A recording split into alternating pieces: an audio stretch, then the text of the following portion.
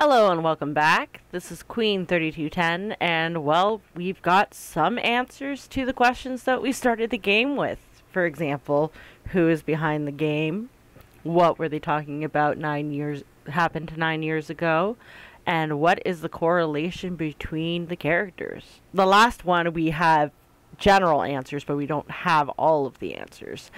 For starters, we know that the original Nonary games that ran 9 years ago ended up happening because 9 children had been abducted, one of which turned out to be our very own Agent Number 2, Snake. Fact number 1. The Nonary game was played once before 9 years ago. Fact number 2. The person with the number 2 bracelet attended the game 9 years ago. We also know that the person who ran the original Nonary game was none other than Ace. Fact number 3. It was planned by the following 4 people. Cradle Pharmaceuticals CEO, Ace! No, he's the president, isn't he? Well, if we could get in touch with anyone outside, I'll bet Ace could swing that for you easy. Ace? Why Ace? Huh? Don't you know? He's the president of a pharmaceutical company. Or rather, the president and CEO of Cradle Pharmaceuticals. We also know that Lotus had 2 daughters who were also involved in the Nonary game. They're twins. I had them when I was young after some things happened. Oh, that doesn't sound promising. Their names are Nona and... Oh! Wait! Nona? And Aoi? Junpei's words shot out before he even realized what he was saying. He remembered the story Seven had told him. Aoi, Light, and Nona. Those were their names. Well, some of them. The kids that were in the experiment. Oh, so her kids were kidnapped. And that Seven was the cop investigating it. Experiment. Cradle Pharmaceuticals. Those kidnapped kids. Was I working? Kidnapped kids? Seven continued to mumble to himself about things that meant nothing to Junpei. So Seven was a cop. We also know that Junpei and June at the very least are connected to the people who were kidnapped and entered into the game. And of course we know Clover, her brother, was in the game, and it's debatable how much she actually knew about regarding the game itself, and as well as who was responsible and all that. In fact, the only person we don't really know that much of is Santa, but we do know that he benefited through stocks through Cradle Pharmaceuticals. We also know about the Ninth Man. The Ninth Man was actually someone who worked with Ace, or worked under him. While we were examining the main staircase, he came to me and told me his name. I recognized it at once. Even setting aside his number, he would have been nothing but trouble for me. If he knew you. He was aware of my past. Yeah. He knew what happened here 9 years ago. So he's number 2. He's one of the 4 people that Zero wants to punish. And we know that Ace is the one who is responsible for the Ninth Man's death. But most important of all, we know Zero's motive. Zero's motive is revenge. Fact number 3. It was planned by the following 4 people. Cradle Pharmaceuticals CEO, Cradle Pharmaceuticals Chief of Staff, Nagisa Nijisaki, Cradle Pharmaceuticals R&D Supervisor, Kubota Teruaki, majority shareholder in Cradle Pharmaceuticals, Musashido Kagechika. I must punish them for the innocent lives they sacrificed. This is the only warning they will receive. That innocent souls might be saved, I now state the truth. Zero. He wants to punish the people responsible for the original Nonary game. Ace is one of those people. The Ninth Man is probably another one. As for who else, I've got bets on Santa being a third one. But regarding the fourth one, it could be anyone. I don't think... Here's who I don't think it is. I don't think it's Lotus. I don't think it's Seven. I know it's not Snake. And I know it's not Clover. I'm 99.9% sure it's not Junpei. But I'm on the fence about June. Granted, she was a child. But she might have a connection to someone who was involved in the game. And the reason I say this has to do with the number 0 bracelet. Let's try me, 7, and the bracelet. Junpei plus 7 equals 5 plus 7 equals 12. 1 plus 2 equals 3. If this combination works, then the number for this bracelet is 6. I think this is it.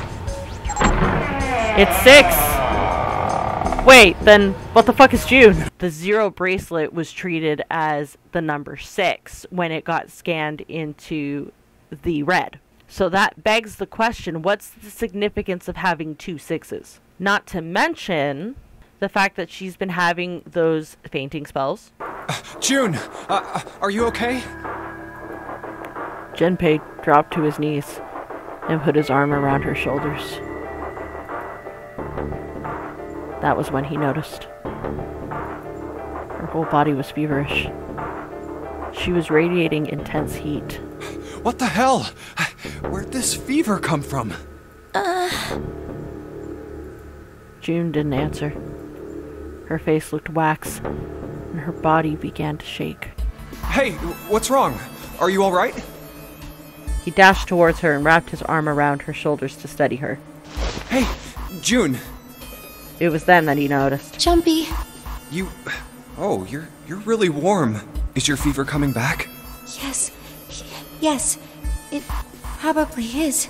And the fact that her body just up and disappeared at the end of the latest ending unlocked.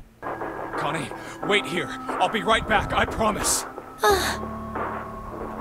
She managed a single nod. Junpei laid her back down gently and leapt for the door. He yanked it open and shot outside. No one. The hall was empty. He didn't want to leave Connie alone any longer than he had to, so Junpei turned around and headed back to the chapel. Whoa.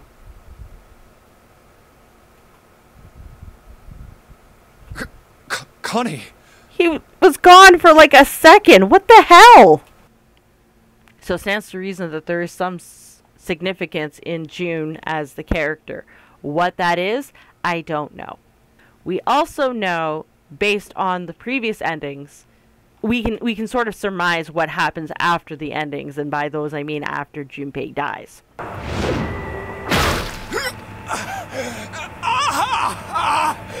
Yep. His arm reached for the hatch. And I won't ever find out who fucking did it. The thought had only just entered Junpei's mind when... Yep. He heard a noise. A sound like a sharp knife cutting through wet meat. For starters, we know that Clover will get locked out of the 9th room because the 0 bracelet isn't treated as the 0 bracelet. See? You get it now? If we had the 0 bracelet, we can leave. But don't we need his hand to authenticate it? You and I can open door 9 with just the 2 of us. 5 plus 4 plus 0 was 9. See? So let's go. So her plan to kill Junpei, take his bracelet, and then use the number 0 bracelet won't work. We also know that at the end of that ending, Ace asked Lotus to come with him because he wanted to talk to her, and while promising Junpei that he'd come back and talk to him. Lotus, would you be so kind as to go with me? Go with you? Well, I didn't think people still talked that way outside of the 1950s. I was hoping you would come with me. Seriously, though. I was kidding. So, where was it you wanted to take me? There's something I wanted to show you. Hey man, what the hell? I'm not important enough? Well, it's not like that. Okay. So then what is it like? Once I've shown Lotus, I'll show you. Really? Why can't you show us both at the same time? Of course. Ace's smile was friendly. Fine. Do whatever you want. We know that's an outright lie. And we know this because he had the number 9 bracelet, which is basically it. You can sort of treat it as the number 0 bracelet. But he needed the number 8 in order to get out through door 9, which is where Lotus comes in. And keep in mind, Ace had also knew where the. No, wait. That was ending. That was the ending where I went through door 1. Never mind. He might have asked Lotus where the 9th door was, and then forced her to help him open it. At which point, we know what happened there. And we also know that in that particular ending, Clover exacted her revenge on the wrong people. She assumed that Santa and Seven were the ones responsible for Snake's death, considering they were the only 2 that could have unlocked the door in conjunction with Snake. But we know that's not true. Snake could have unlocked the door with Ace, who had the number 9 bracelet, as we learned in the previous ending. With quick thinking, my plan went into motion immediately. I held the number 9 bracelet over the red. I waved my own bracelet in front of the red, and then grabbed Snake's arm and shoved his hand against the scanner panel. The door opened. I threw the man through it. Going to the knife ending, we know that we can guess that the one who killed Junpei in that ending was Ace, because Ace had the knife. I successfully acquired the number 9 bracelet. There was also an unexpected bonus. The knife the 9th man had used. Yeah, that's what he used to kill Clover. We hadn't discovered Clover's body, but we also know that we discovered Lotus, and Lotus's bracelet was missing. Regarding the sub, I don't know who could have done it. It could have been anyone for all we know, because we saw Ace's body lying there. At the central staircase were 3 more. Ace, Santa, and Clover. At the same time, it's possible, because he was facing away from us, that he was just faking. But before we begin, there's an additional option added to the title screen, and that would be preview. I would like to take a look at this.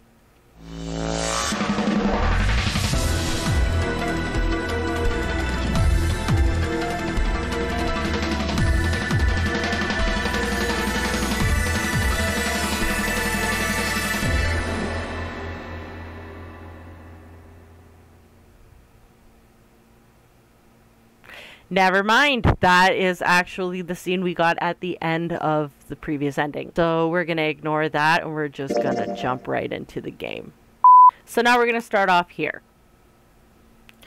And by that, I mean we're going to start off from where we last left off. Now, the last ending we unlocked, we had to follow the red keys, which started by running through the 5th door scenario, which unlocked even more keys until we got to the safe ending. What we're going to do instead is we are going to progress through the 4th key, or the 4th door route, which, as you'll notice, I went back and unlocked those scenes, as well as an additional scene that I hadn't actually captured yet. Santa's explanation made no sense. Junpei was even more confused than before. You play? Play? You mean like the stock market? You mean like the stock market? Nah, that's not what I mean. Why the hell would you think that? I mean, yeah, I do stocks too, but...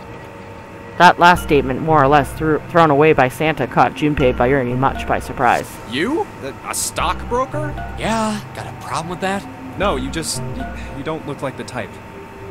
What Junpei didn't say, of course, was that he didn't think Santa looked smart enough to be a stockbroker. Man, that stuff's just like gambling, you know?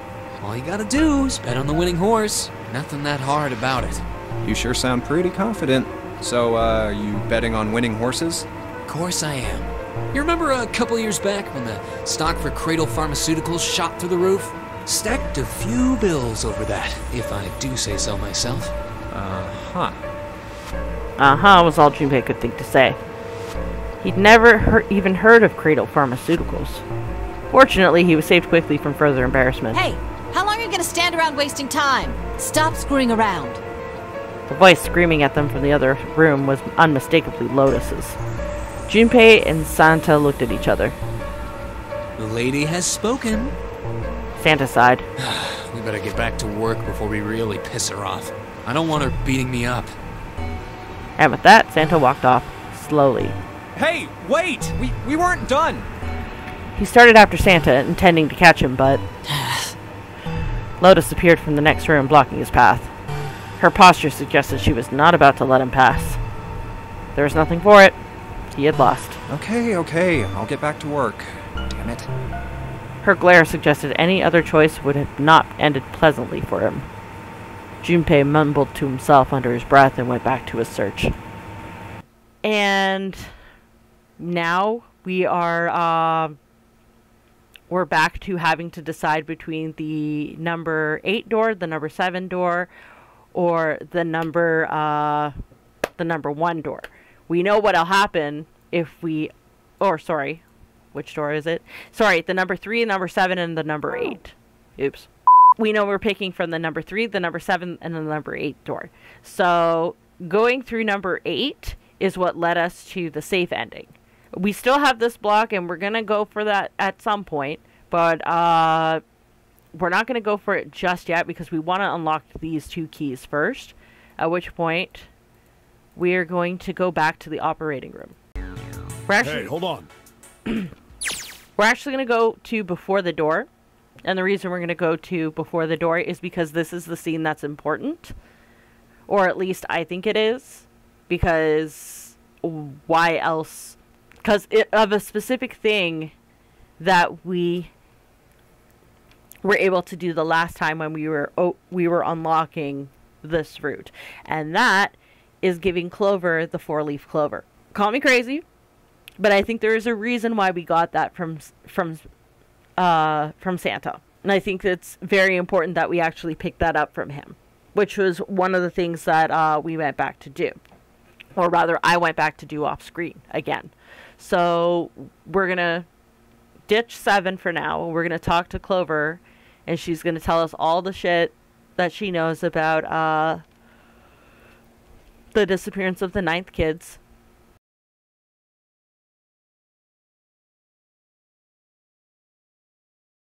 So moving back down to here, because we've unlocked all of these ones, and there's no keys over here, so we're going to jump to this one right here.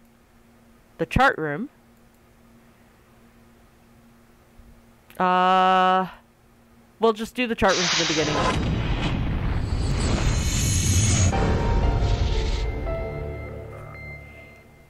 We already know the answers to the puzzles, so it's not like it's going to be a big deal.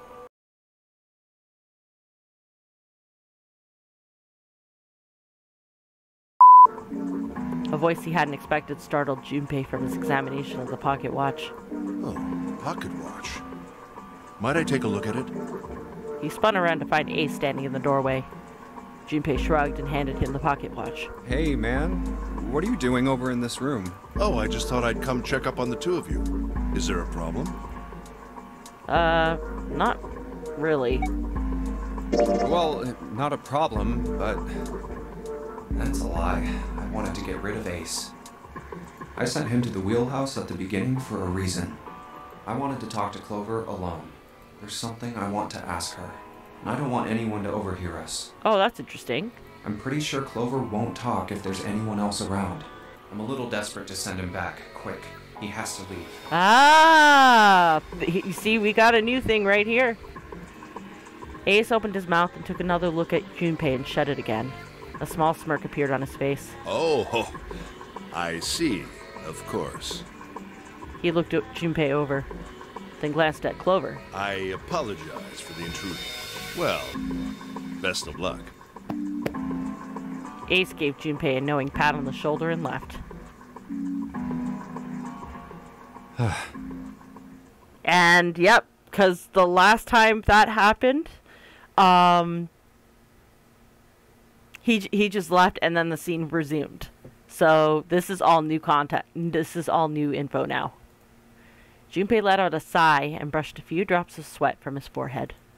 He turned and found himself looking straight into Clover's eyes. She'd heard what Ace had said. She regarded Junpei with caution. What was that about? She was clearly suspicious, and with good reason. Why are you looking at me like that? Junpei's eyes widened, and he held up his hands in a gesture of innocence. Oh, no, it's not like that. What's it like then? I just wanted to hear the rest of that story. I didn't get a chance to ask you about it until now. What story? About the experiment, remember? The one you started to tell me in the operating room? You said something about an experiment that happened here 9 years ago. Yeah, and we're gonna get more information here. Clover bit her lip. She stared down at the floor for several long moments, and when she spoke it was barely audible. I'm sorry, but I don't want to talk about that right now. I'm just not in the mood, okay? You understand, right? I keep thinking about my brother. I can't stop. I mean, who would do something like that to my brother? I can't forgive them. I'm not gonna let them get away with it. And this is the thing that she didn't tell us before. She kept that close to her chest and then set the trap to kill Santa and Seven, and she killed June because June got in the way and she defended them. They're gonna pay for it. I promise. So... Her shoulders were shaking. Drops of blood had sprung up on her lip from where she was biting them. She wiped it off and looked at Junpei, her eyes fierce and angry. Junpei, who do you think did it? Her voice was cold and scarcely above a whisper. Junpei gulped. Well, if what Seven said was right, then there would have to be at least 2 of them. You need at least 3 people to open the numbered doors, and if you subtract Snake, that means there were at least 2 other people. You're right. So, what does that mean? Well, if we just look at the bracelet numbers, we should be able to figure it out. Who could have opened door 3 with Snake? Well, really, who and who, or who and who? Yeah. If you want to get You complicated. mean it could have been 4 people? Well, technically it's possible. I don't know. That doesn't seem very likely. Why? I'll tell you later. Okay. Why don't we just assume it was only 2 other people for now? Okay, got it.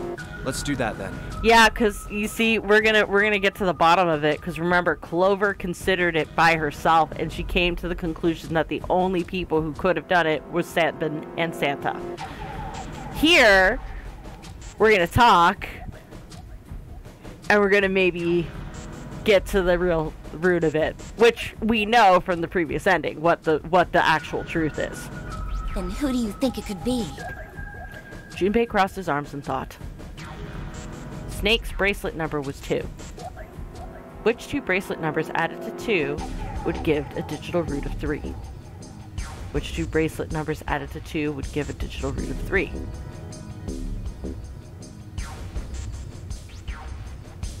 Okay, so the option I would personally choose, because again, I know the answer, isn't here. So I have to go with the next option.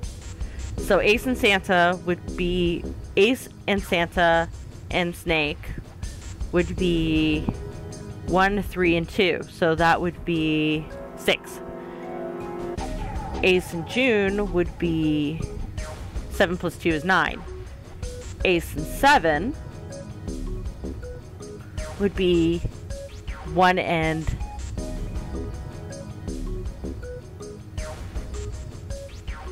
7 is 8 plus 2 is 10. That would be 1.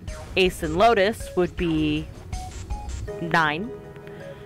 Santa and June would be 9 plus 2 is 11, and that would be 2. Santa and 7. Yeah, I have to go with Santa and 7, even though I don't really want to put a target on their backs.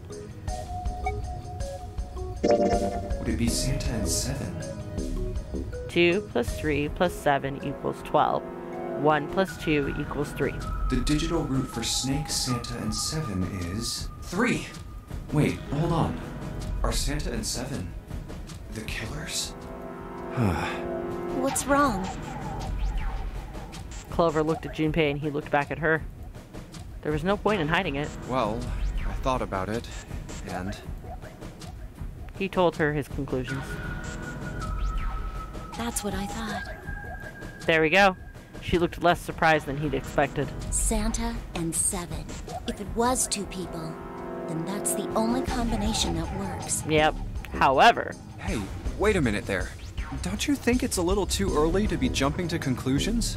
Well, all I said is that those 2 would have been able to open door 3 with your brother.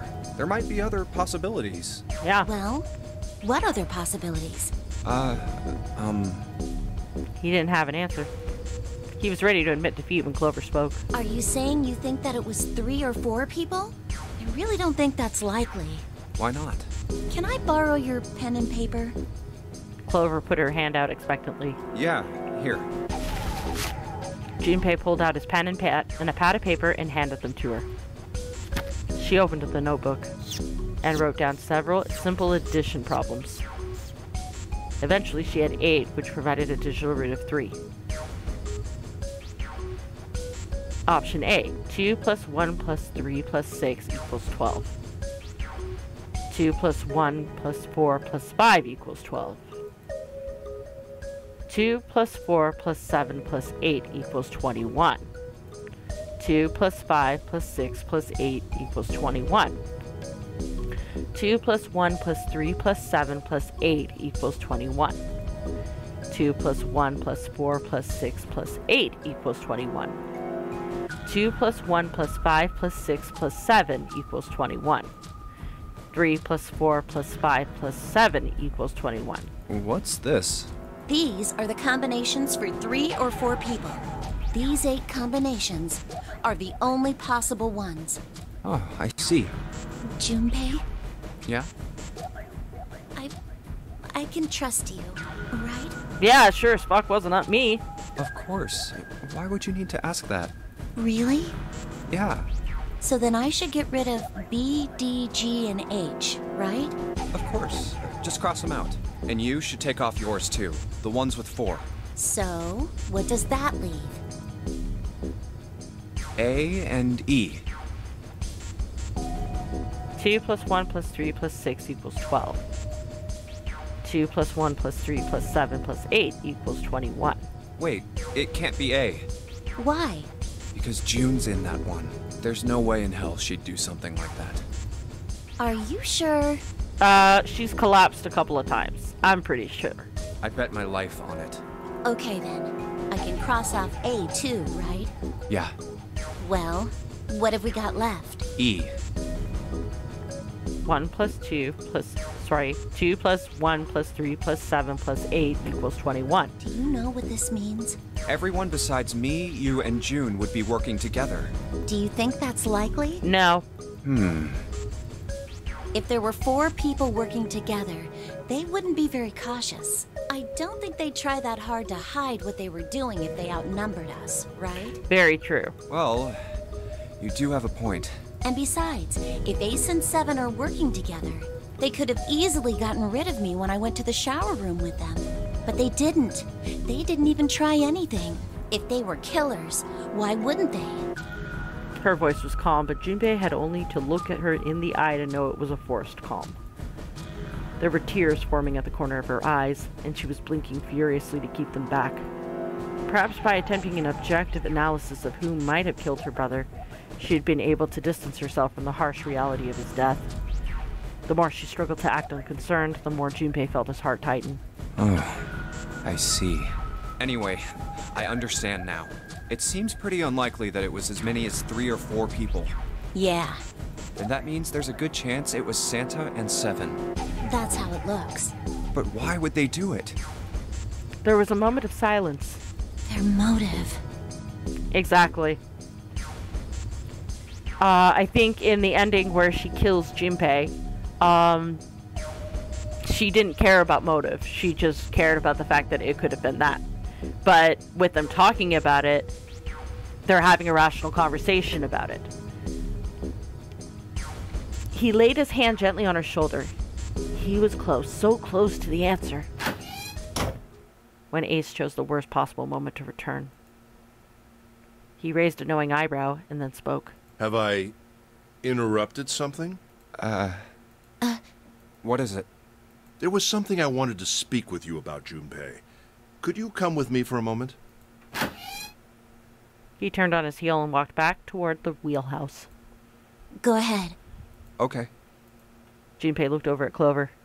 He gave her a short nod, hoped that she would be willing to talk to him again later, and followed Ace.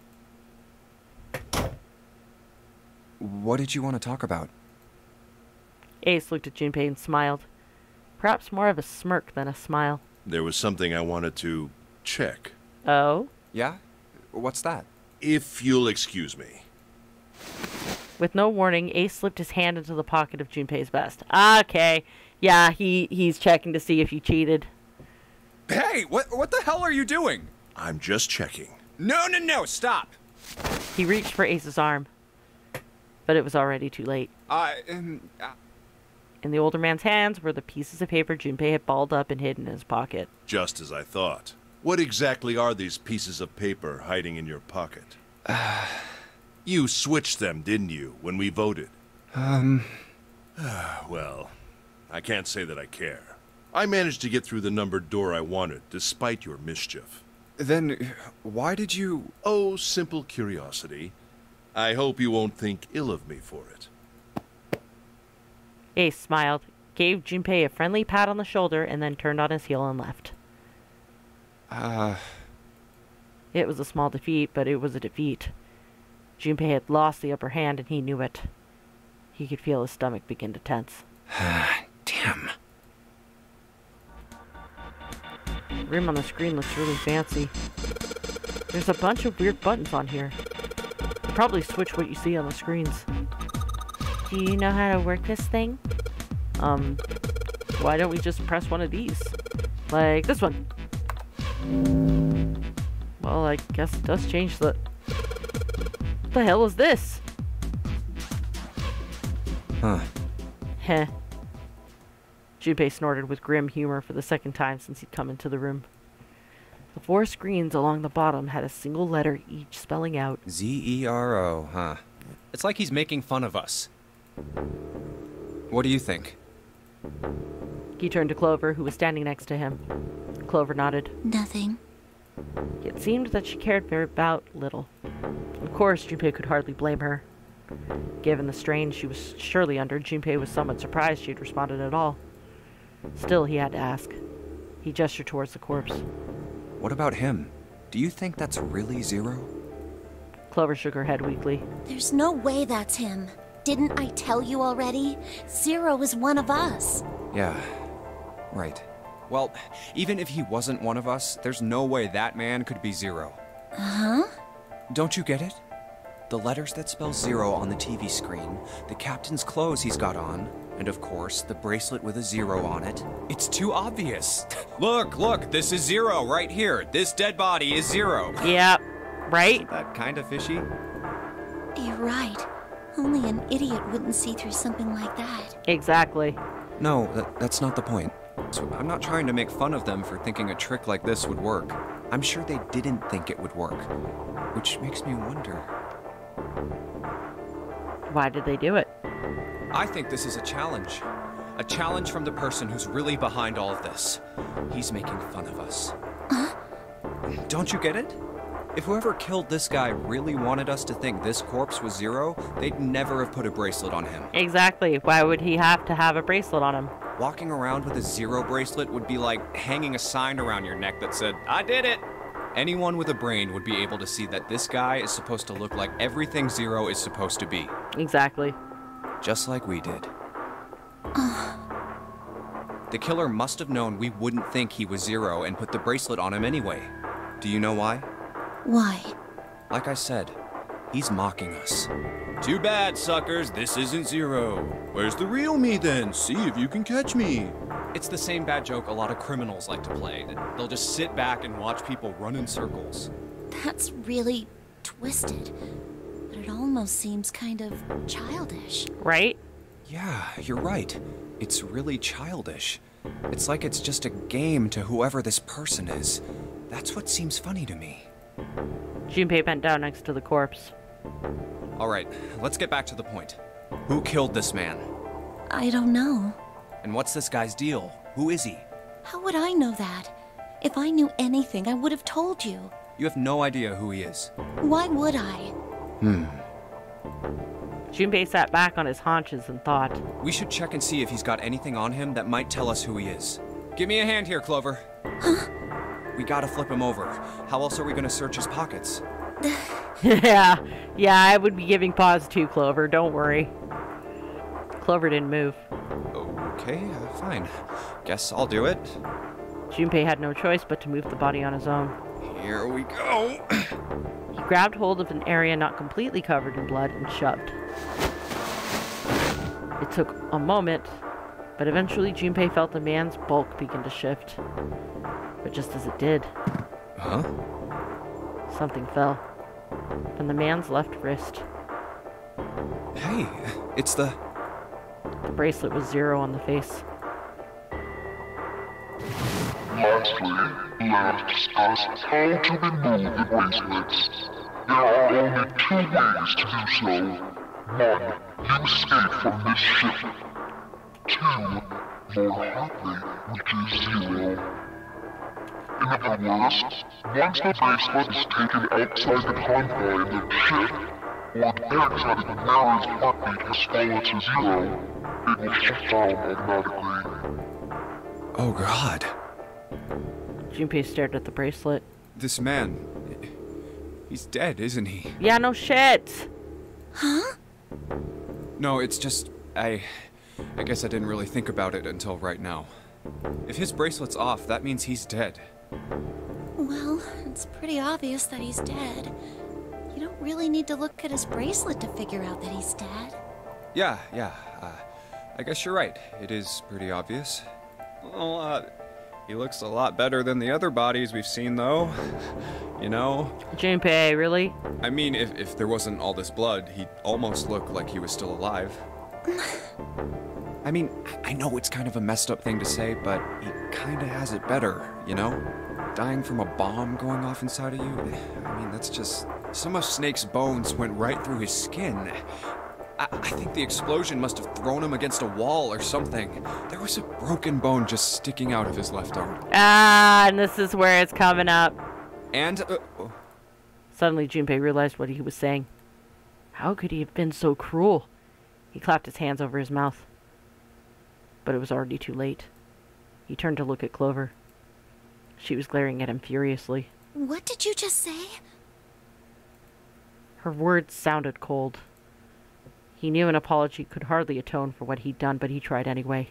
Oh man, I am so sorry. I shouldn't have said that. I really don't know what I was thinking. I mean... No, that's not what I'm talking about. What did you say about his arm? Arm? Yes, his left arm. You said it, didn't you?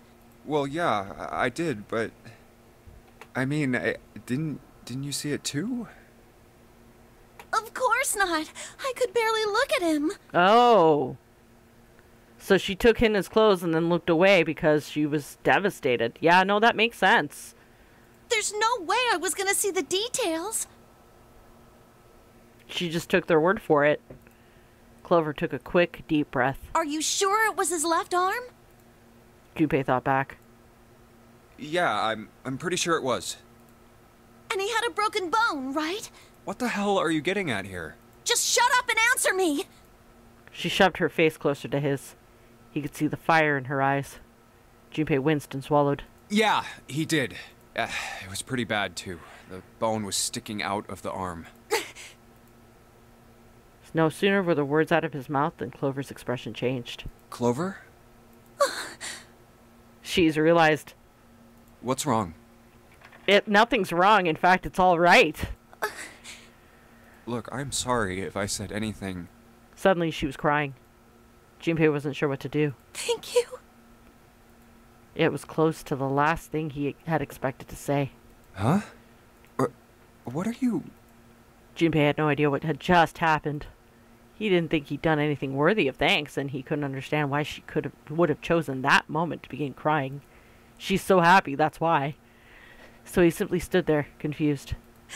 Thank you so much, Junpei. She thanked him again, and then something even stranger happened. She hugged him. Clover threw herself into Junpei's surprised arms. Hey, what's going on with you? I'm sorry, it's just... I'm so happy! Why? The body in the shower room, it isn't his! It isn't my brother! Huh? It's not Snake! Why on earth would you think that? Because his left arm is... She stopped herself. I'm sorry. I really shouldn't be talking about this. Junpei decided it would be prudent not to press her for any more information. She's keeping that close to her chest so that if she can figure out who did it, she can startle them into believing that, hey, guess what? You didn't actually kill my brother. If she did not wish to tell him, she certainly had a reason for doing so. Perhaps more importantly, however, if Clover was so certain, then she was likely right. That meant the body in the shower room wasn't Snake. It wasn't much, but that knowledge lifted some of the weight from Junpei's heart. But he's still alive. I'm so happy. Tears shone in her eyes. Those tears melted Junpei's heart. As she cried, she had pushed herself up against his chest like a child. Junpei put his arms around her and held her tight. I'm so glad. Junpei, you were right. Huh? No matter what happens, you can never lose hope. Ah, there we go. You have to remember what's most important, and that's to have faith and to have love. If you can remember all of those, that'll bring you good luck. Clover reached into her pocket and pulled something out. That's... It was a laminated bookmark with a 4-leaf clover. I only made it here because you gave me this. Aww. I was suspicious of everybody. I was angry and miserable. And because she didn't have that to cling to, she gave in to her anger. But because I had this 4-leaf clover, because of what you said to me, Yeah. Junpei hadn't thought his words would have had such an impact on her. Her words were making him feel a little awkward. Thank you so much, Junpei. She looked up at him. He scratched his nose and pretended to notice something interesting somewhere else in the room. Oh, if you really want to thank somebody, you should be thanking Santa. Santa? Why? Well, he was the one who gave me that thing. And the words for each leaf, I got that from him too. Oh.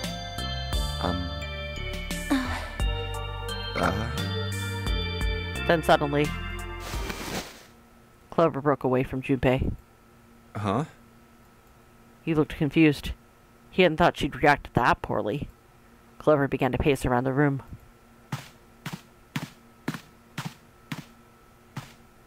She's thinking 6 steps to the left, 6 steps to the right, another 6 to the left, and then she stopped. Did Santa really tell you those things? Her eyes were serious, but not angry. Yeah, he did. Did I, say something wrong? Nope. Oh no, not at all. In fact, this could be really good news, I think. You think? Santa knew about the words and the clover. The only people who should know about that are the other subjects. Oh! So what you're saying is Santa is either another victim, or is, as I said,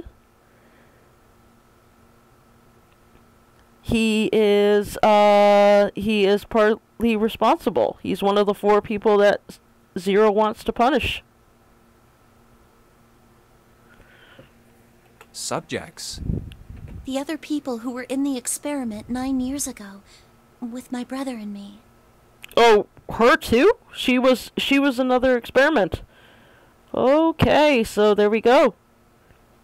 That answers her part in it. Both of them were in there. But he's blind. And I was part of the Nevada test group. Oh, they were separated. So neither of us would be able to recognize the faces of the people who were on this boat. Whoa. Okay, time out. Junpei held his hands up. He took a deep breath and let it out. Let's just calm down for a second, okay? Start from the top. Don't start with the end and then jump to the middle. Right? You gotta start with 1 and then move to 2 and 3 and 4 and so on. If you don't tell me stuff in the right order, I'm never gonna be able to figure it out. Okay. Clover nodded. All right, let's start with this experiment. What happened on this boat 9 years ago? Do you know about morphogenetic fields? Morphogenetic fields? He did. And the realization sent chills down Junpei's spine. All right, how about this? Theory of the telepathic mechanism. I think Lotus mentioned something like that. Junpei recounted what Lotus had told him earlier. Clover nodded. Telepathy, huh? Well, that's not really it, but I suppose it's similar. So they were testing telepathy on this ship? Yeah, I guess so. And it makes sense because if they had 2 control groups, she was part of a different test. Of course they would be wanting, like, some kids to be trying to, like, telepathically send messages to other kids. So, what exactly did they have you guys do? The same thing that we're doing now. Exactly the same thing. Oh, wow. So, it really is a copy of the Nonary game. What?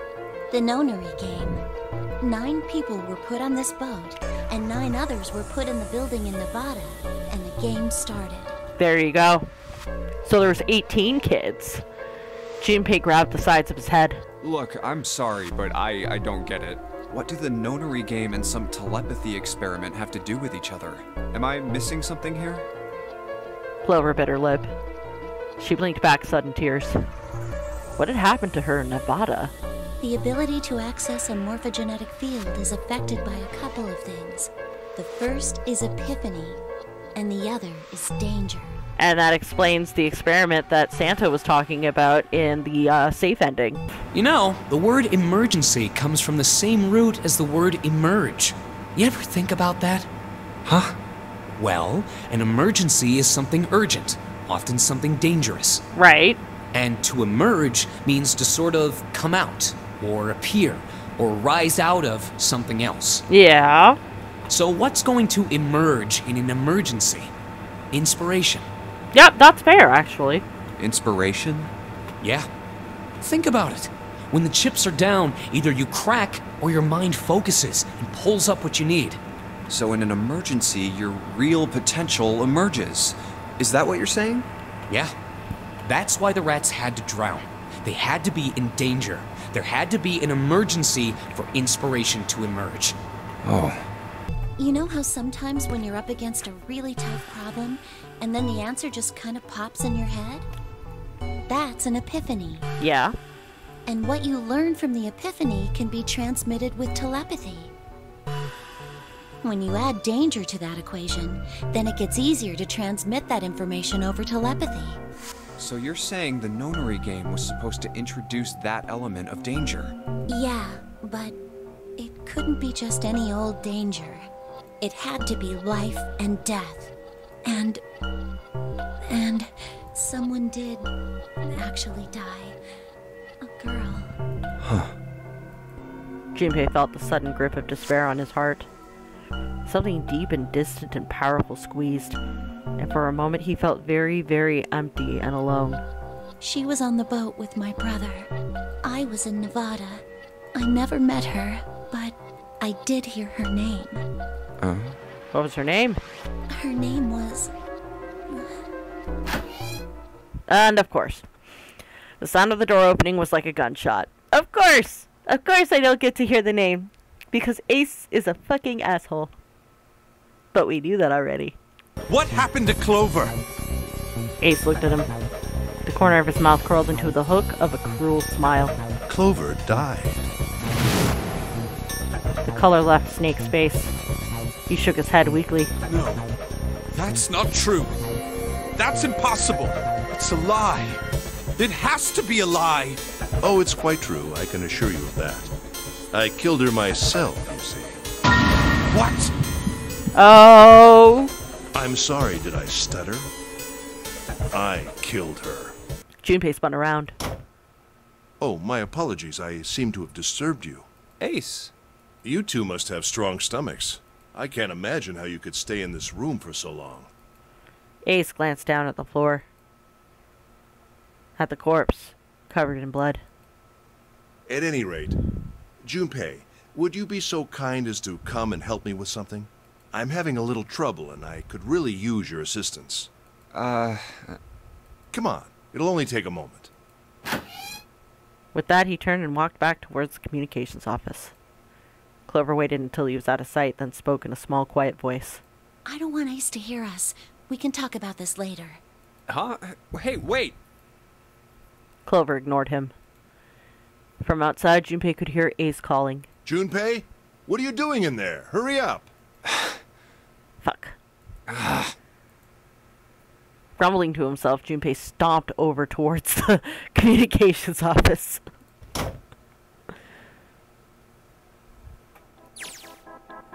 A-L-L-I-C-E. All ice. Alice. Does this mean... Junpei couldn't hold back. He had to know what was in that file. Each page was covered with strange characters.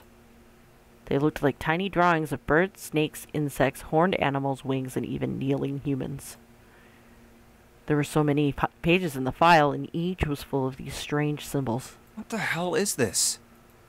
He didn't realize he'd spoken out loud until Ace looked over at him. They are hieroglyphs, a form of writing used in ancient Egypt. Ancient Egypt? That's right. Can you read them? Of course. I can't. What would make you think I could? Because you knew what they were, but it's fine. What the hell? Junpei flipped through a few more pages.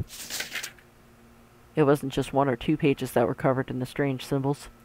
Every single page was covered in them. Whoa, the whole thing's like that. Trying to read them was pointless. Junpei wasn't going to waste any more time with them. He made to close the file. And something fell out. Huh? What's this? He bent down and picked it up. Oh, a key card.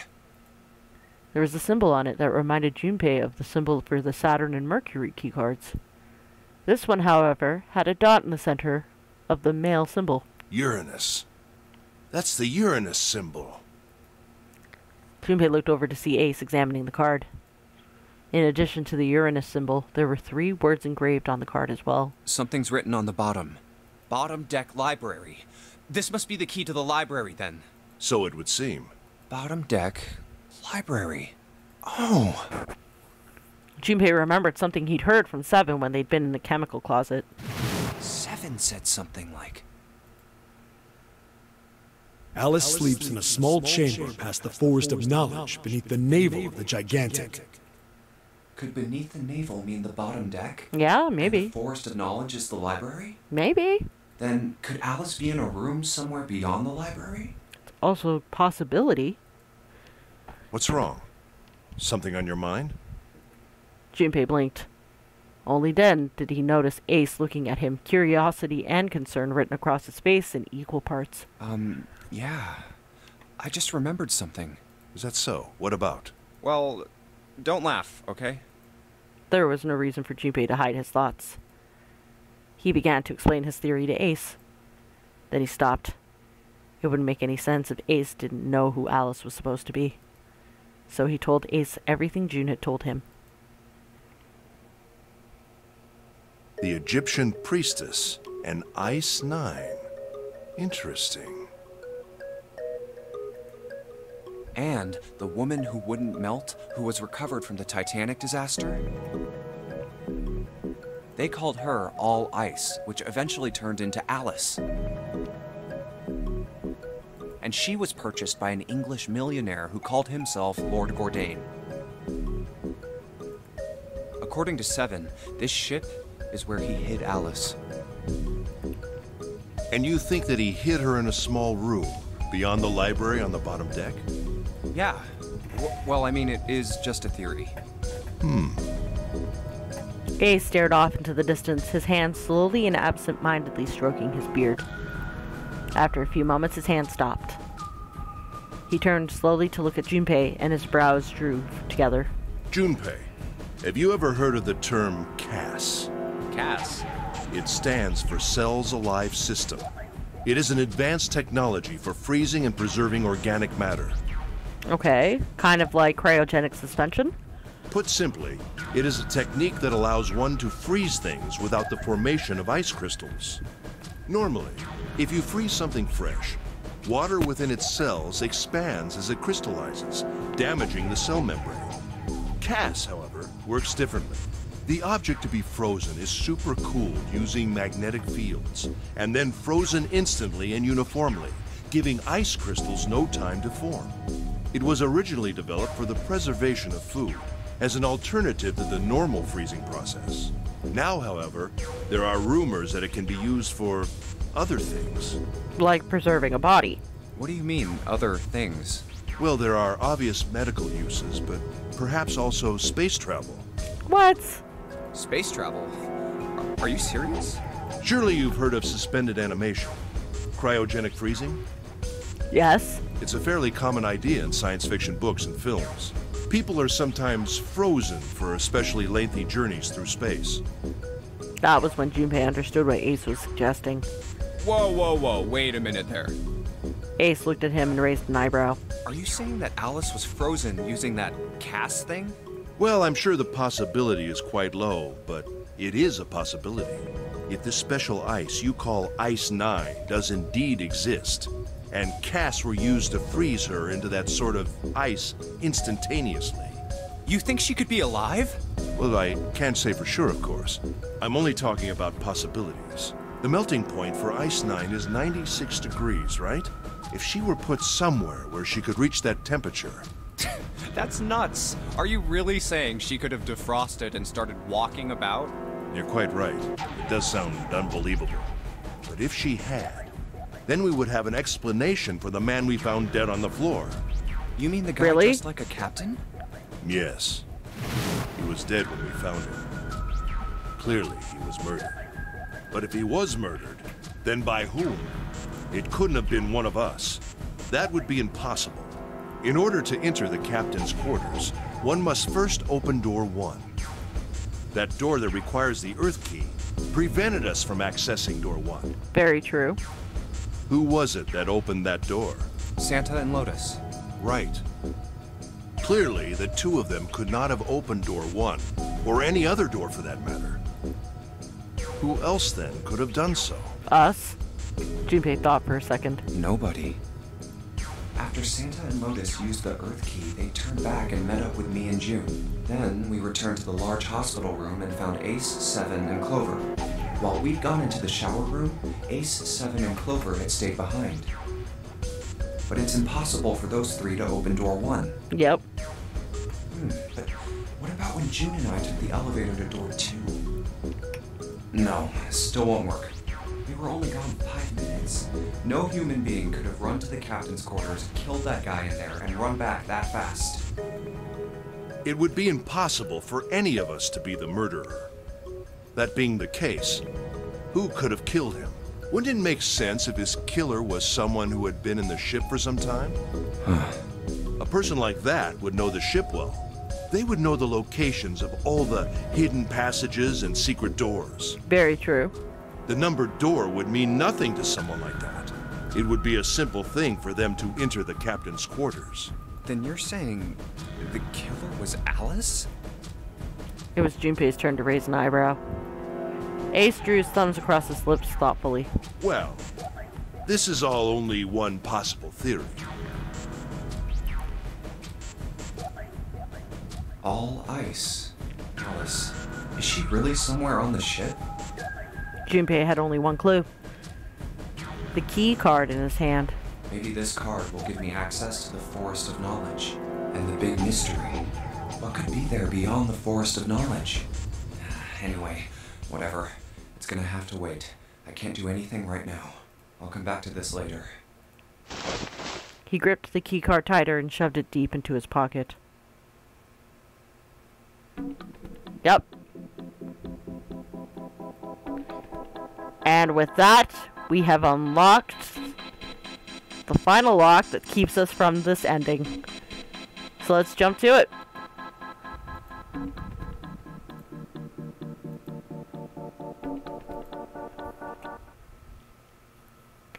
They stepped out of the captain's quarters and into another hallway. The hallway stretched out in front of Junpei for a bit, before turning left like a great backward L. All right, let's go. Junpei rounded the corner and took off down the straightaway. He ran, and ran, and ran. At the end of the hallway was a door. That's the next door. He made straight for it. Wait, a piece of paper. He was nearly halfway to it when he noticed a piece of paper in the middle of the floor. Junpei skidded to a halt. This is... He dropped down to his hands and knees and quickly tore the paper off of the floor. Map of the ship's interior for A-Deck. What's wrong? Ace, slightly slower by virtue of his advanced age, had finally caught up to Junpei. I found a map for this floor. He showed Ace what he snatched from the wall. He looked at it long enough to determine what it was, and nodded. I see. With that, he began running again, past Junpei. Well, that was anticlimactic. I should keep this, though. Junpei shoved the map into his pocket and got up to follow Ace. But something stopped him. Hey, where's Clover? He turned around. Clover was nowhere to be seen. Damn it, what the hell is she up to? Junpei muttered angrily under his breath and took off back the way he'd come. As he stomped around the corner, he saw her. She was standing in front of the door to the captain's quarters, her hand on the doorknob. Clover! Huh? As Junpei watched, she closed it gently and quietly. What the hell are you doing? Nothing. What do you mean, nothing? Clover had unconsciously put her hands over the pockets of her jacket as if trying to hide something. What the hell is that? What? You've got something in your pocket. What is it? Oh, this? This is a note. Oh? See, initially she said, and then she ran away. So she's definitely trusting Junpei at this point, so now she's telling him there's a note. What the hell is that? What? You've got something in your pocket. Yeah. What is it? Oh, this? This is... Just tell us. I wonder. What the hell? Come on, we gotta hurry. With that, Clover ran, straight past a somewhat confused Junpei. As she did, he caught a glimpse of her back. Huh? Clover, what's that on your back? Sticking up from her collar was something that looked like a big wooden stick. A stick? Hey, Clover! What the hell's that thing on your back? A note? Yeah, I found it in the pocket of the guy with the captain's clothes. It said something about the darkness of the sinister hand or something. What the hell? Let me see it. No, not right. But Junpei wasn't going to get to see it. From the other end of the hall, he heard Ace's voice. Hey, Junpei, Clover! What are you two doing? Hurry up! He's getting mad. Clover shrugged. I'll show it to you later, all right? Come on, we gotta hurry. Before Junpei could protest, she was gone. Around the corner and off down the long stem of the L. A note? A note. Junpei was curious. But there was something else that bothered him. From the look of that pocket, it doesn't particularly look like just a note. Yep, and we know what that is. The number 0 bracelet. Jeez, what are you thinking? For crying out loud. Junpei did his best to convince himself that it would make sense later and ran off after Clover.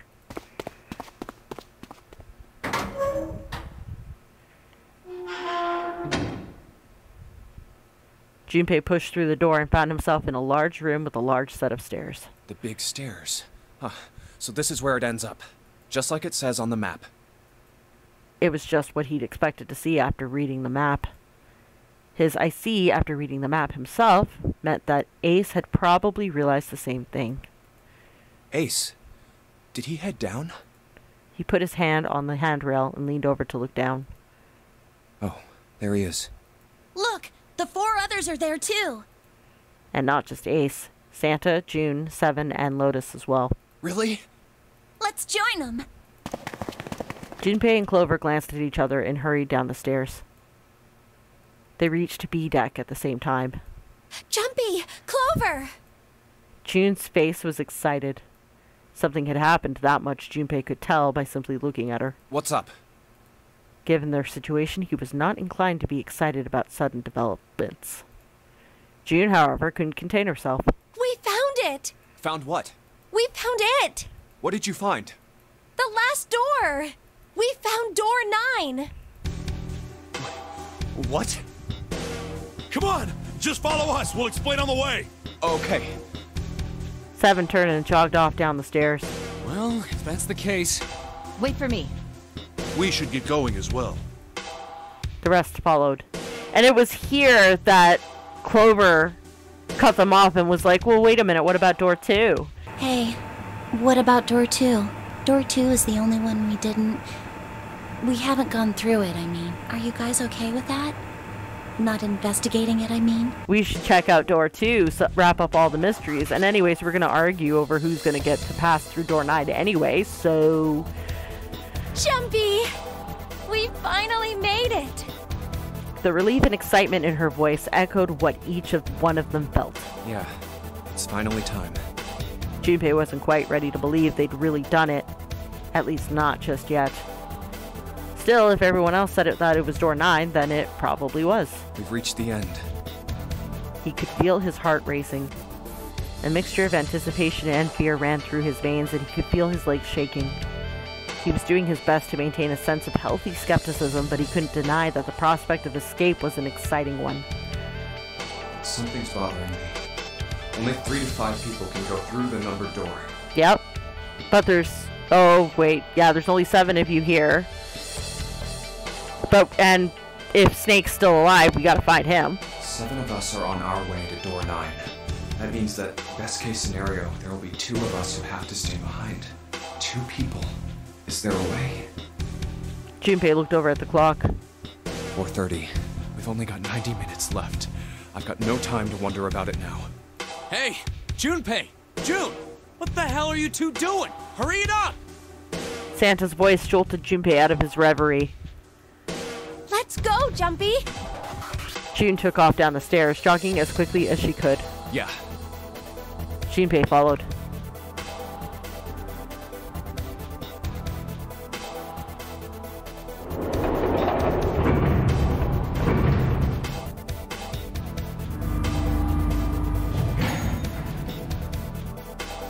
As a group, they piled onto the elevator and rode impatiently down to E deck. It looked familiar. There was a metal grate between the 2 elevators. 7 grabbed hold of it and began to talk. I know I told you I'd explain it earlier, but honestly, there ain't much to explain. After we split off from you guys, the 4 of us got into the elevator on the left, and that took us to the other side of the grate. After that, we headed down another hallway. It took us toward the bow, and eventually to the number 6 that you 2 found earlier. Right. We opened it and kept going. There was another locked door behind it, like usual, but this time we had to complete 2 different areas before we could unlock it. Right. Once we were through that door, there was another hallway that went the other direction, toward the stern. So, on your way, you found the elevator. That's right. So, in other words, you kinda did a lap, huh? You came from that side to this side. Yeah.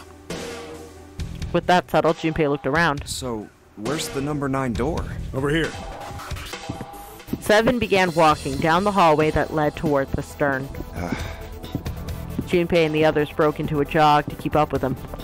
By the way... They had been walking for a while, June in silent step with Junpei when she spoke. You know, it's because of Santa that we're all here right now. Oh, really? Huh? That all 7 of us are going to door 9. What? You don't get it? Santa, 7, and Lotus, what's their digital root? 3 plus 7 plus 8 equals 18. 1 plus 8 equals 9. 9. It's 9. That's right. They could have just left me behind and kept going if they'd wanted to. But they didn't. Yes, because Santa wouldn't let them. Why not? He said we can't leave June and the others behind. That's why we went looking for you guys. And then you got on the elevator and went back to the central staircase. That's right. Well, I wouldn't have called that one. That Santa would be the one to stick up for you. Junpei felt his eyebrows knit as he considered that. Oh, don't get me wrong. Perhaps June had sensed Junpei's concern. I don't mean that Seven and Lotus said they wanted to leave me behind. We were just talking about it, and Santa objected to it first. Is that so? Junpei was about to respond when Seven suddenly stopped. We're here. In front of them stood a door. So, is this... Yeah. Junpei couldn't see Seven's face, but he could see him nod. There's no other place for us to go. Nope. Just look around. There's a big old iron wall at the end of the hallway. The other hallways on the left and right are blocked by metal grates. I see. It looked as though Seven was right. The door in front of them was their only choice. All right, let's get moving. He pulled open the door and walked in. Junpei took a deep breath and followed. It appeared they'd been telling the truth. No way. The first thing Junpei saw as he entered the room was the number 9. Like all the others, it was a rough thing, made of red paint. The door it decorated sat on the back wall of a rectangular room. Junpei ran up to it. The 9 door. It was a large double door with powerful styling.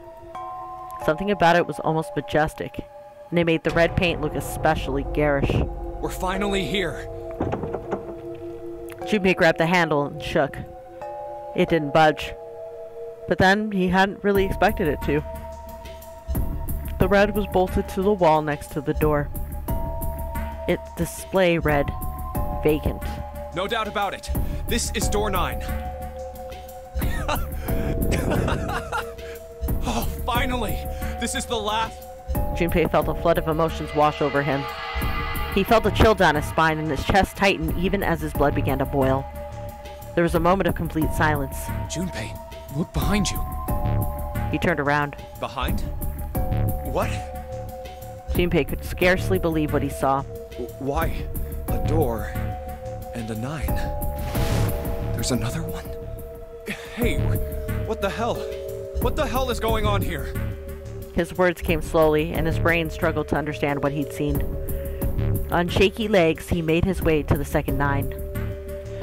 It was a small door, set parallel to the door they'd come through, but in the other corner of the room. 9. There was no mistaking the number, and if any more proof was needed, a red was bolted to the wall near the door. There's a red there, too. That means...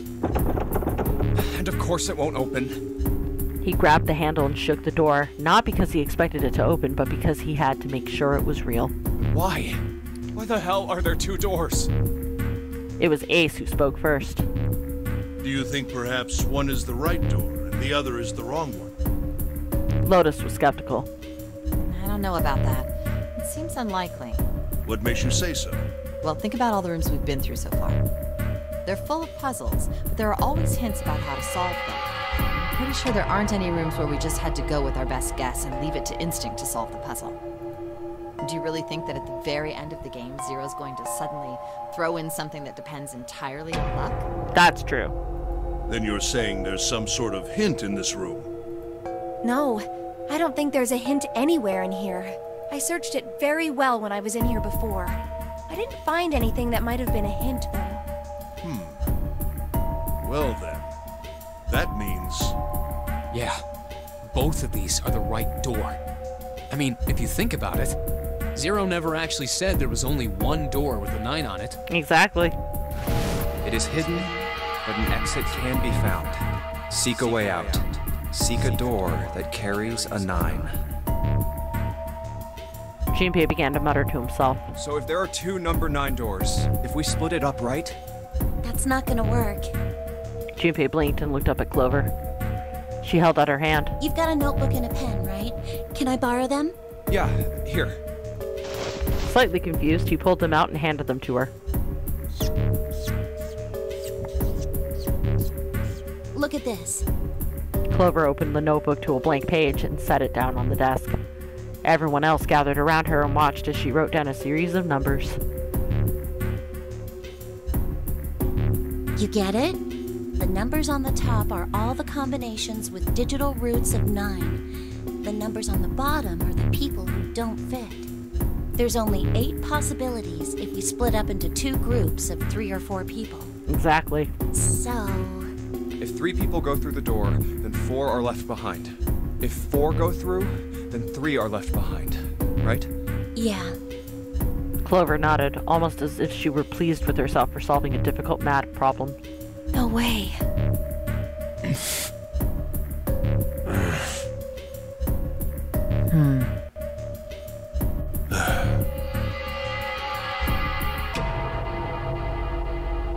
The room went very quiet. Silence lay across everyone like a thick, heavy blanket. No one spoke.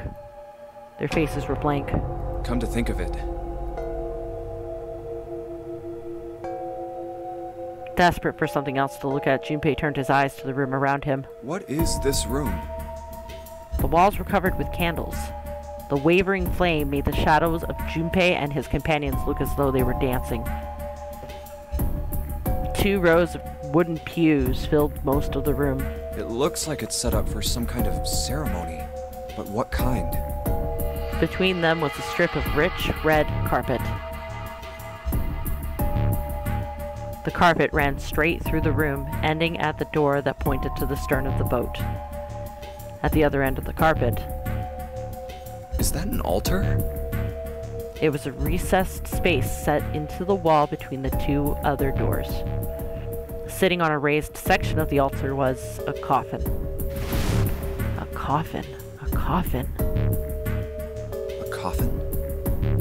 No, it couldn't possibly be. It's not. But we already know this from the previous ending. But if it wasn't, then whose body occupied it? That was as far as Junpei wanted to pursue that line of thought. He decided not to think about the coffin for the time being. At that moment, 7 spoke. There was an edge of humor to his voice, but it was forced. Okay, I give up. I give up. I figured if we sat around here long enough, someone would volunteer. But I guess nobody's got the guts to do it. What are you talking about? Junpei didn't understand, and he wasn't the only one. What? You guys didn't figure it out yet? Fine, let me enlighten you. Clover was mostly right with her little explanation earlier, but she missed something. Oh? She wasn't really wrong, she just... screw it! Let me just write it out. 7 snatched up the notebook and began to write in it. Everyone else clustered around him, desperate for a look. If you're trying to leave with a group of 3 and a group of 4 and get everybody out, Clover's right. But there's another way. Only one combination, though. If you split us up into groups of 3, 3, and 1, you can make this combination. Wait, this means... Don't get me wrong here. I'm not trying to copy Ace or anything like that. Even if he hadn't been the hero back in the big hospital room, I'd still be saying the same thing. The same thing? Are you saying... He's gonna volunteer to stay behind. Yeah, I am. I'll stay behind.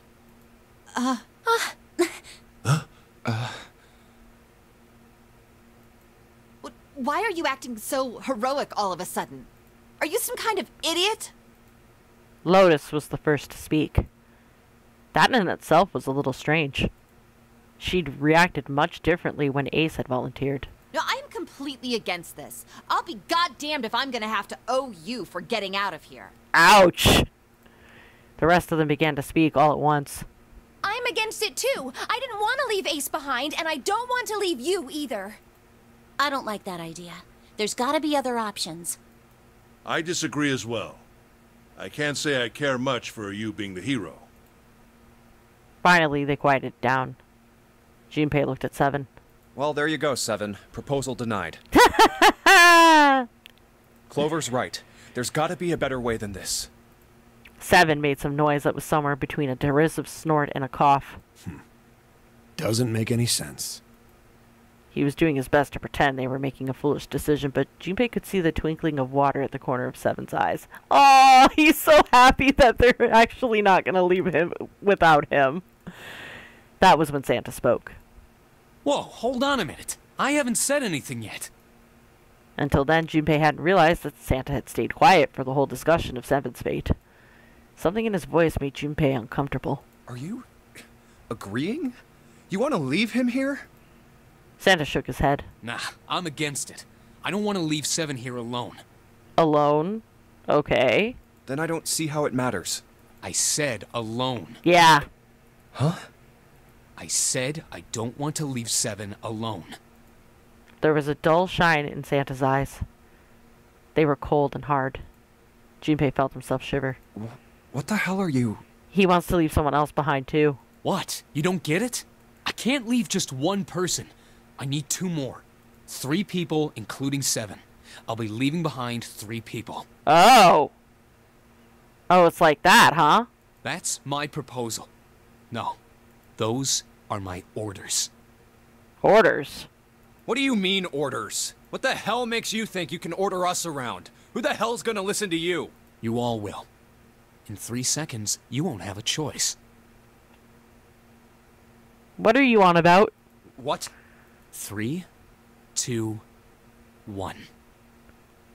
Santa was so fast, Junpei could barely see him. When he moved, it was almost like watching a dance. His feet moving like lightning. He spun in. Oh, he took the gun. He had June. See? I told you. Yep. There we go. His lips curled into a cruel, mocking smile. Huh? What? A shudder traveled the length of Junpei's spine. His chest froze, and he could feel his breath go stale in his lungs. Nothing made sense. Junpei felt as though his head were about to explode. Santa's sudden change in attitude, saying that he needed 2 more. The gun in his right hand, a revolver. Santa had grabbed June from behind and pressed what Junpei's shaken brain identified as a revolver roughly against her temple. Why? What the hell is that? Where on earth had Santa possibly found a gun?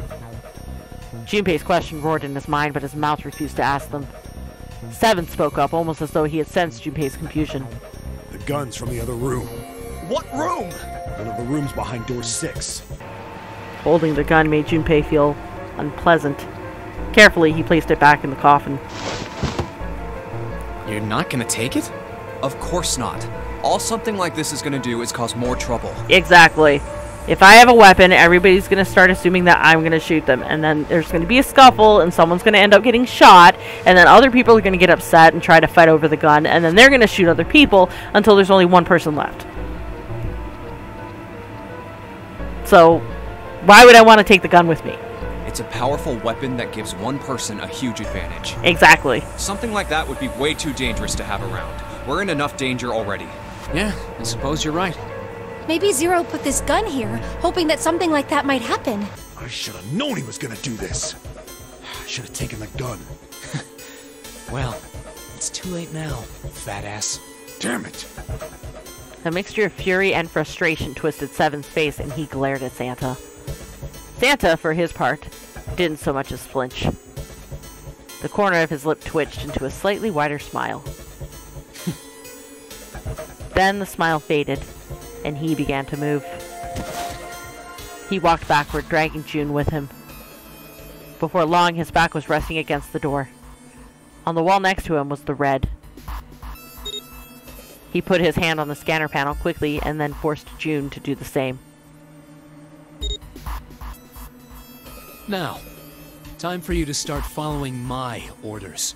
Ace, Lotus, congratulations! I've chosen you to come with me. Put your hands in the red. 3 + 6 + 1 + 8 = 18. That was what Santa had meant when he said he needed 2 more. Hey, you deaf? I gave you an order. Santa's eyes narrowed to slits. He glared at Ace and Lotus. They stayed frozen, like deer caught in headlights of the oncoming car. Right. Fine. I didn't want to waste any bullets, but you guys just don't get it. No sooner were those words out of Santa's mouth than his hand twitched. And the gun roared. The section of the floor exploded, scattering wood splinters across the floor. A thin plume of smoke snaked out of the hole in the floor. there could be no doubt that the gun was real and worked. He really shot it? But why? Santa, why are you... Clover's voice spoke of betrayal and disbelief. Santa, I thought you were one of us. I thought we were friends. And here we go, Santa going, hey, guess what? We were never friends. We were people trapped in the same circumstances, and I just used you as a means to an end. We've reached that end, so fuck y'all. I want out. What? You knew about the leaf words and the four-leaf clover. Santa's cheek twitched almost imperceptibly. What the hell is that shit? I've got no idea. You're lying! Shut up! Just shut up! You stupid bitch! You want me to put a bullet in your fucking head? Flecks of spit flew from Santa's mouth, his face twisted with rage. Clover recoiled, her eyes wide. When she spoke, her voice was very small. Santa. He snorted, then shook his head vigorously and turned to face Ace and Lotus. All right, assholes. What are you still standing there for? Wait a minute, hold up. This doesn't make sense. He argued against him, Seven, and Lotus leaving June behind, and yet all of a sudden now he's basically saying, hey, guess what? I want out. I need 2 more people. The rest of y'all are fucked. That makes no sense. This is an act. It's gotta be an act. It makes no sense otherwise. Get over here and scan those bracelets. I don't have all day. Oh, what's the matter? Your hearing's starting to go? Going senile, maybe? Ace and Lotus still didn't move. It almost seemed as if they couldn't move. June's face was pale behind Santa's arm. Her eyes were wild and her chest heaved with every quick breath like an animal cornered by a predator. Junpei's mind worked furiously. What were they going to do? Then he realized something. There was nothing they needed to do. There was nothing to debate. That's it. June's safety was the first priority. That much was obvious. Doing as Santa had commanded meant that she would be safe from at least 2 threats. She wouldn't be shot, and she would leave the ship alive along with Santa, Ace, and Lotus. There was only one thing for Junpei to do. It's the only way. He turned to Ace and Lotus. Please, go. Huh? No way. Jumpy, what are you saying? If you stay here, you're going to be stuck, Jumpy. And so will Clover and Seven. I know, but you don't need to worry about us. We'll figure something out. Right, Seven? Right. You just leave it to us. It's gonna piss me off to do what Santa says, but... Don't worry about me either.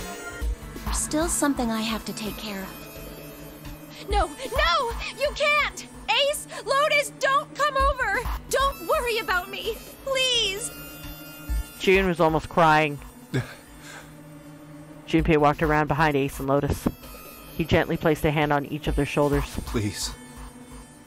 And pushed them towards the door. They almost stumbled, then righted themselves and took another step. And another. They turned around and Junpei nodded. Go. Oh, all right. Fine. Ace and Lotus turned around again and walked slowly towards the door where Santa was waiting for them. After what seemed like an eternity, they stopped in front of the door marking 9. Santa smiled. All right, now let's get those hands on the scanner panel. What's the holdup? What? You think I'm fucking around here? I don't give a shit about this girl. The red doesn't need a person, you know? All I need is the bracelet. You get it? Good. Now put your fucking hands on the scanner. I'm not gonna say it again. He shoved the revolver hard against June's head, and she winced. Fine. Ace sighed, defeated, and placed his hand on the scanner panel. Lotus went next. Lotus glared at Santa and slammed her hand onto the scanner panel. The 4th asterisk blinked on. Good job. Now, Lotus, pull that lever. As soon as the door opens, you get your ass in there. Try anything stupid, and you know what happens, right? Damn it. Junpei could almost hear Lotus's teeth grind.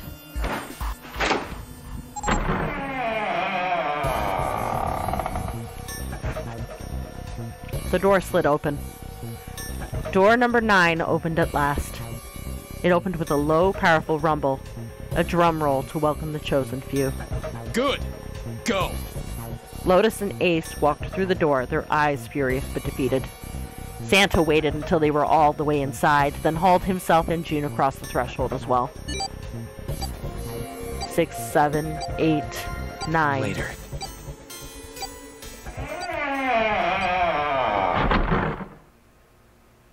After exactly 9 seconds, the door swung shut. The gust of air it created caused the candles on the altar to flicker and die.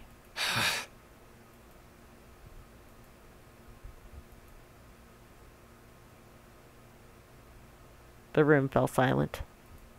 Junpei, Clover, and 7 had been left behind.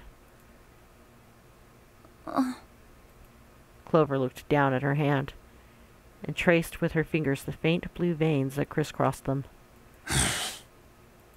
7 shoved his arms into the front of his overalls and scratched his stomach. No one spoke. Silence made the air feel thick and oppressive.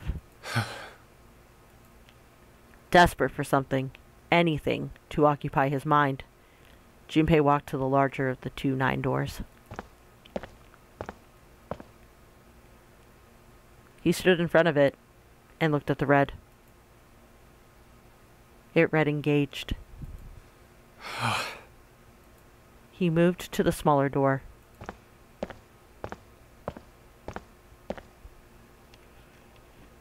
The red read vacant.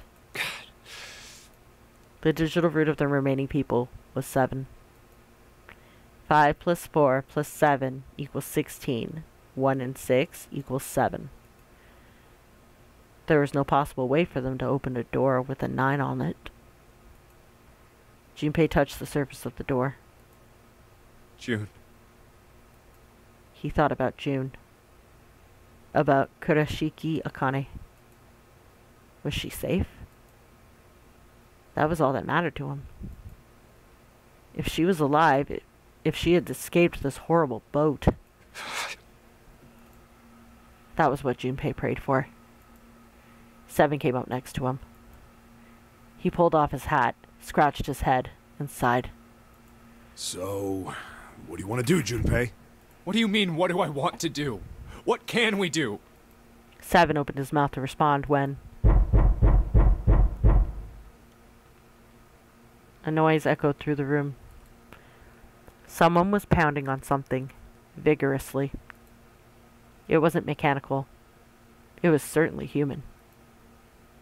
Junpei and 7 looked at one another. What the hell is that? Shh, quiet! Clover motioned to 7 to be quiet. She put one finger to her lips and closed her eyes in concentration.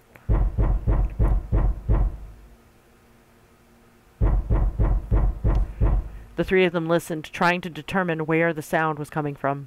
Where is it coming from?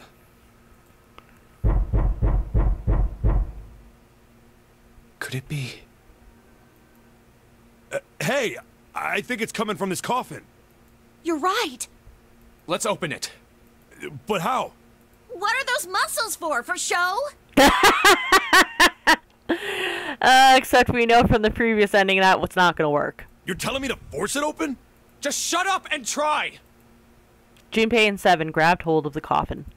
They tried to get a good grip with what little purchase they could find, and pulled with all their strength.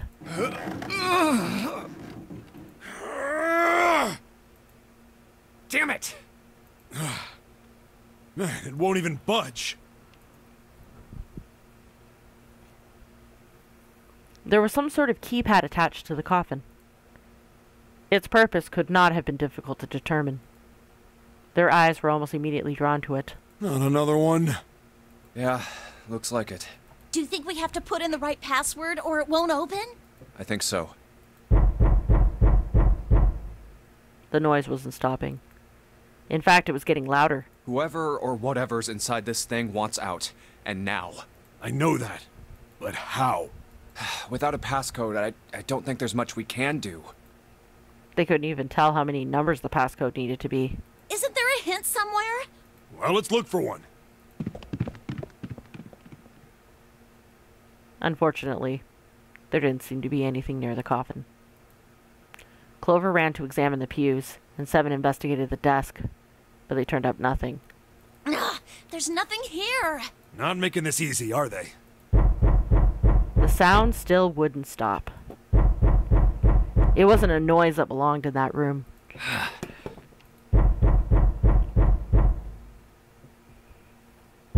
What's the passcode? What am I supposed to do? How can we figure it out? I need something.